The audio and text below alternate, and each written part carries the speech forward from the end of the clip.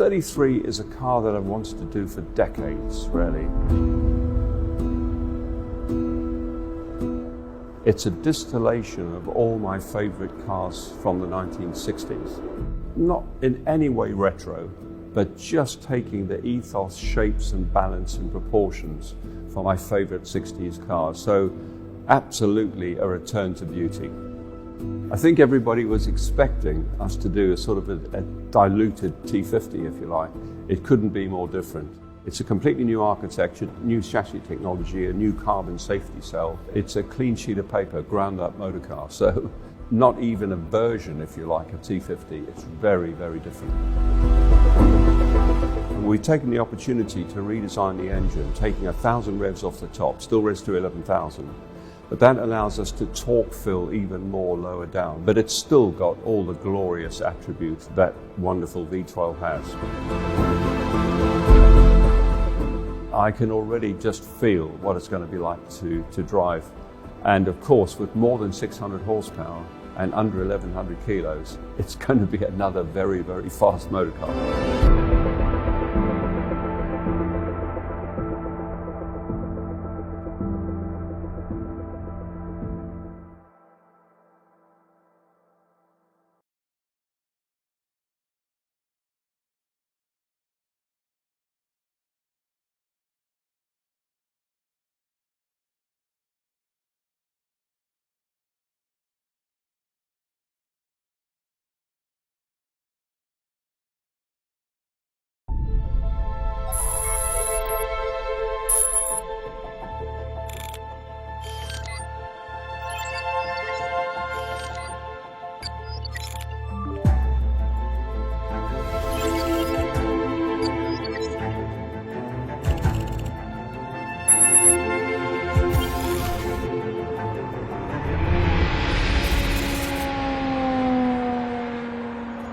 Technology is a wonderful thing, isn't it? And there's no piece of technology that I'd rather be sitting in than this, the first road-going T50 from Gordon Murray Automotive.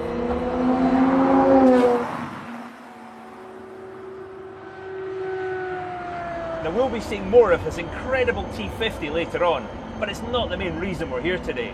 We're heading to Gordon Murray Group's spectacular new headquarters for the worldwide premiere of their new car.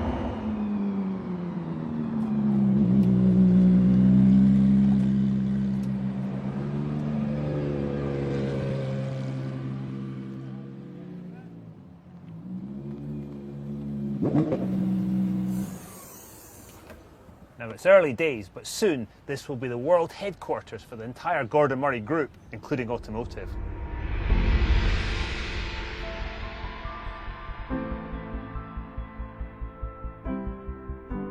This HQ is in an incredible location, 54 acres of pristine parkland right on the edge of London. I think I might move in. Oh, I am absolutely buzzing after my first drive of T50 on the road, and I could talk about it all day, but we've got some very important work to do here, and I see that Professor Murray has already arrived. That is one of Gordon's favourite cars, and it is a perfect example of his lifelong passion for lightweight combined with timeless design, and it is an absolute beauty.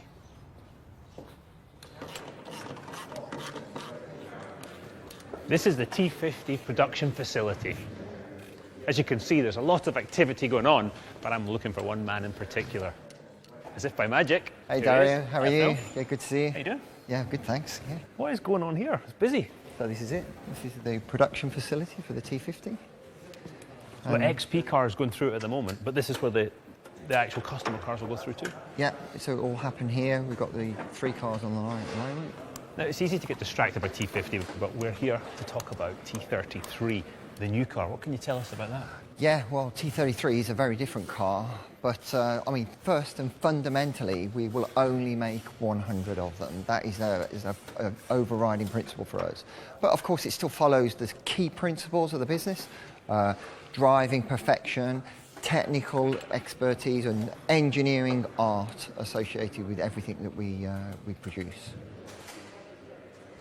Okay, so this is show and tell. Yeah, and this is one of the door handles, which, believe it or not, the actual leather on the handle weighs more than the actual metal component. That's the heaviest part on that component. And I'm trying to reference what this weighs to give you some idea, and it's nothing. It's like paper. The same here. So the leather weighs more than the metal? Yes. I've driven T50 with all these pieces in it, and it feels, I mean, it's substantial, but they weigh absolutely nothing. I mean, obviously T50 is our halo car, but it takes nothing away from the T33. Same principles of business in terms of lightweighting, technical attention to detail, all the way through. To see these cars come off the line, it's magical every time you see one finishing. So some fascinating insights into the ethos behind Gordon Murray Automotive. Now I'm hearing that there's some last-minute preparations before we can actually get to see T33. So first, from an engineering and design point of view, how did we actually get here? Let's have a look at the evolutionary journey of Gordon Murray Automotive.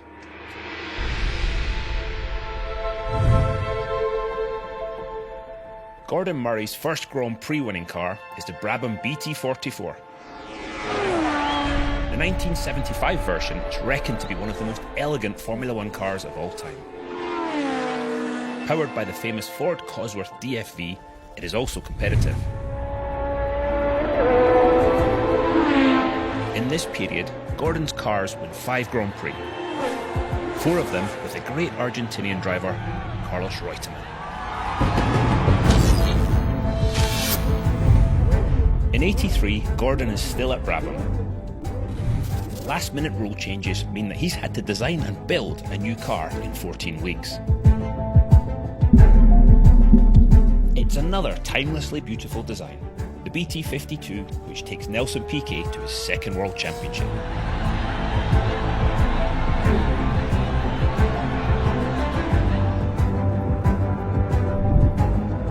"10 years on, and Gordon fulfills a lifelong dream, to build the world's lightest road car. It's called the Rocket, and it's powered by a high-revving Yamaha motorcycle engine. Lightweight and a clever design.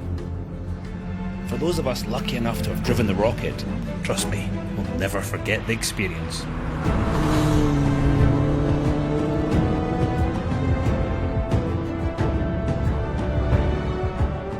Over time, Gordon has been recognised as one of the great automotive designers. And today, with the arrival of T50, his quest for driving perfection continues.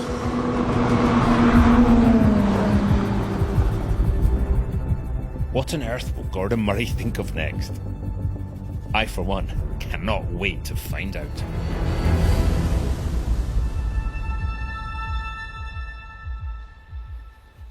Well, there you have it. Some quick glimpses across 50 years of spectacular design. But there's one more element to consider. Do you remember Gordon's bright yellow De Tomaso that was parked outside? Well, it's part of his collection of classic 60s cars. They all had a big impact on a young Gordon Murray and have 2 things in common: lightweight and beautiful design. When you combine stunning aesthetics and today's technical wizardry, you arrive at Gordon Murray Automotive's latest creation. And here it is, the T33.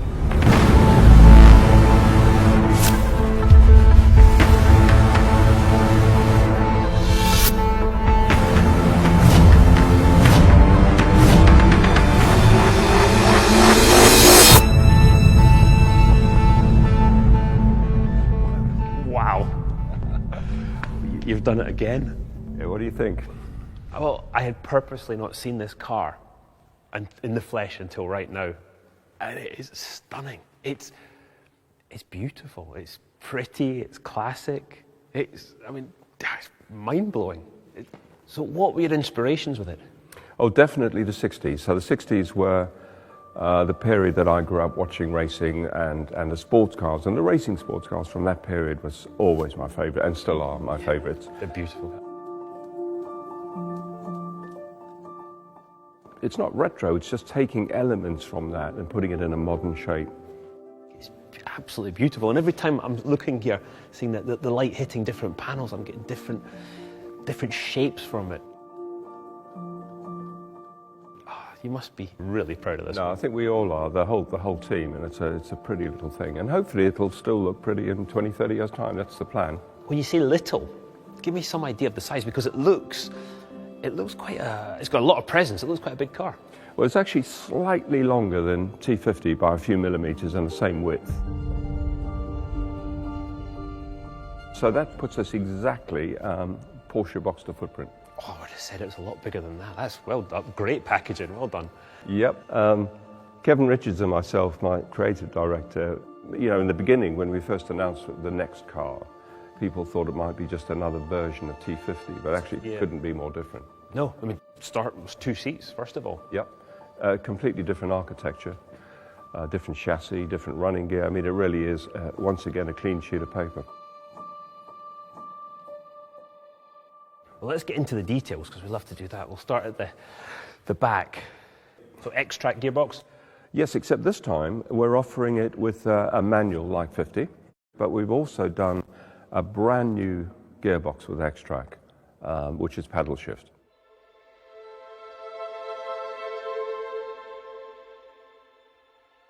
And once again, a very usable motor car. Yeah, that's what we've always promised people. So luggage in the front? Yes, it's 3 luggage compartments. It's so we've got a front compartment, which is fairly typical on a supercar, but then we've got 2 side compartments here, a bit like 50. They top load with the suitcases, but it's rear hinged and they're open sideways like this, like the old-fashioned suicide doors. So. That'll be dramatic outside the hotel, wouldn't it? Fantastic. So moving forward, I mean, 2 seats, as you said, but driver-centric again. Absolutely. So everything driver-focused, secondary controls, primary controls, absolutely the same ethos as T50. And the same quality of switch gear and all that. We're not backing off at all. Anything we do will have engineering art. Which is one of the principles of Gordon Murray Automotive. Absolutely. Traditional mirrors this time? Yes, so the central driving position meant the mirrors would have had to be right in the middle of the front wing, which... not a good look. No. Kevin and myself just didn't want that to happen. But once you go to a conventional right or left-hand drive, and we're offering it in both, you can actually go to conventional mirrors. So left and right-hand drive, so federalised as well? Fully federalised, yeah. Oof, must be a headache to get that. Yeah, and a lot of money.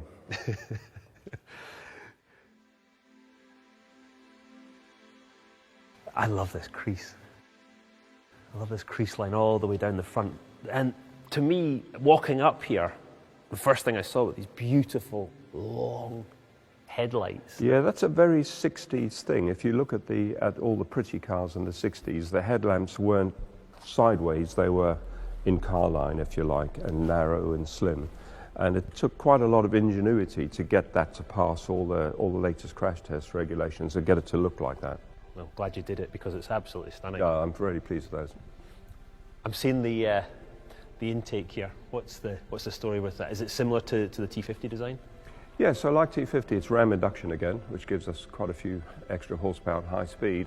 But unlike 50, where this inlet is actually part of the monocoque on T50, this is a separate item, and this is attached directly to the engine like a 1960s or 70s racing car. I'm thinking sort of the BT44, that big it's tall very airbox. much like that. So the same Cosworth V12? Yep, another version of that lovely V12. It's a different configuration. It's still the same basic block and heads, but quite a few different details, and it's still revving to 11,000 instead of the 12. Spicy still. That's enough, Yeah. And around 600 horsepower.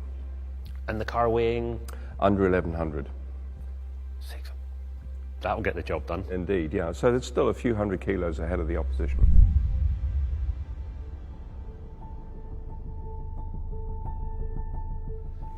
I think we know a lot more about this engine now than we did when we launched T50.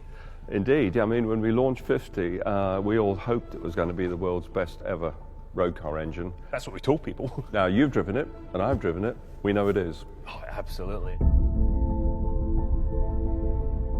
So obviously the basic configuration, the block and the heads are the same as T50, but actually it's quite a different engine. It has a completely new induction system and a new exhaust system, completely different cams, mods to the cylinder head, different variable valve timing. But still 3.9 litres? Yeah, it's exactly the same capacity, same bore and stroke, but actually quite a different version of the engine. But the same family?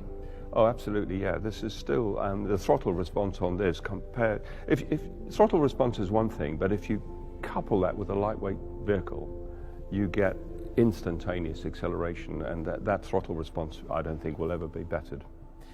No, I think this is definitely the high point of the internal combustion engine. Let's go have one last look at it before we go.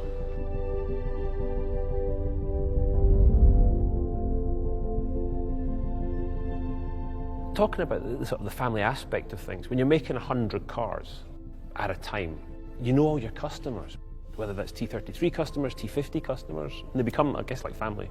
It's so important to us, the family feel and the customer journey, and feeling part of it, and understanding not just the car, but what goes into the car. And we're finding already with T50 owners, they're really enjoying that experience. I really think you've nailed it. Absolutely beautiful. Well, for our last non-hybrid car, it had to be something really special. Mission accomplished. Yep. You still got the T50 here? I have. Can I get a lift? Yeah, but I'm driving.